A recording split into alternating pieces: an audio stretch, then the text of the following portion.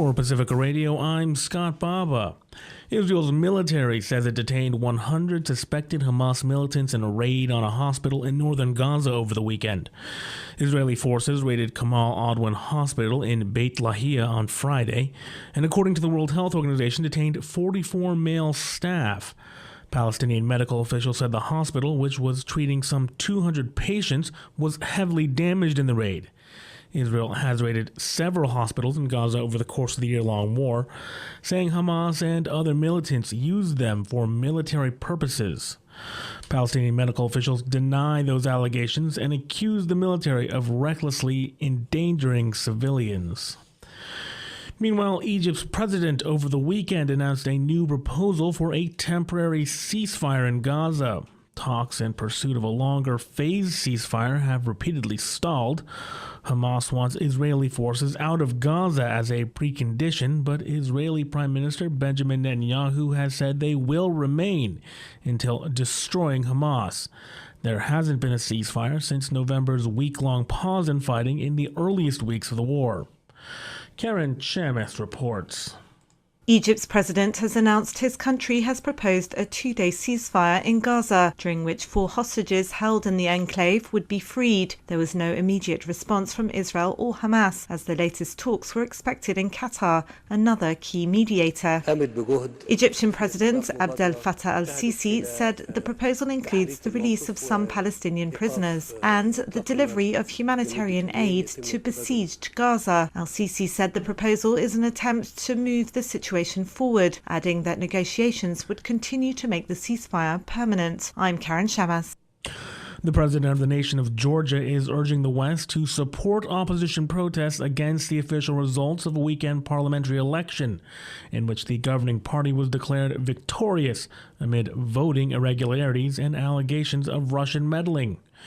Georgian President Salom Zorbichivli, who refused to recognize the official results, says the South Caucasus nation has fallen victim to Russian pressure aimed at derailing its plans to join the European Union. Zorbichivli, a fierce critic of the governing party, told the Associated Press that Georgia's government has been, quote, working hand in hand with Russia and probably had help from the Russian security services. She has urged Georgians to protest in the capital on Monday night. Japanese Prime Minister Shigeru Ishiba's ruling coalition has lost a majority in the 465-seat lower house in a key parliamentary election. The results reflect voters' outrage over the governing party's extensive financial scandals. Ishiba's Liberal Democratic Party remains the top party in Japan's parliament, and a change of government is not expected, but the results create political uncertainty. Rebecca Bundin reports. The decision to call a snap election was a political gamble that did not pay off for Shigeru Ishiba, who became Japan's prime minister just a few weeks ago. The LDP had enjoyed a majority in parliament for more than a decade, but in this election, it lost not only its majority as a single party, it also failed to reach the 233-seat target with its coalition partner, the Komeito Party. Issues including inflation and a political fundraising scandal are factors that have impacted the LDP's popularity. The parties now have 30 days to seek support from other parties and form a coalition. Donald Trump hosted a rally over the weekend featuring crude and racist insults at New York's Madison Square Garden, turning what his campaign had dubbed as the event where he would deliver his closing message into an illustration of what turns off his critics. Donna Warder reports.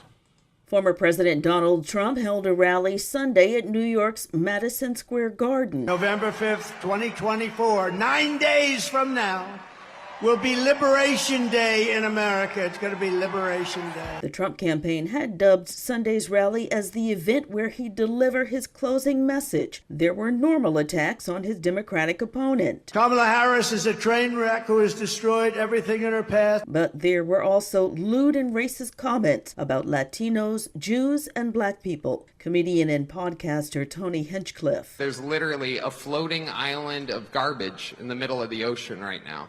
Yeah, I think it's called Puerto Rico. Senior advisor Danielle Alvarez issued a statement saying this joke does not reflect the views of President Trump or the campaign. But also at the rally, Trump's childhood friend David Rim referred to Vice President Kamala Harris as the Antichrist. And businessman Grant Cardone told the crowd that Harris and her, quote, pimp handlers will destroy our country, end quote. I'm Donna Warder.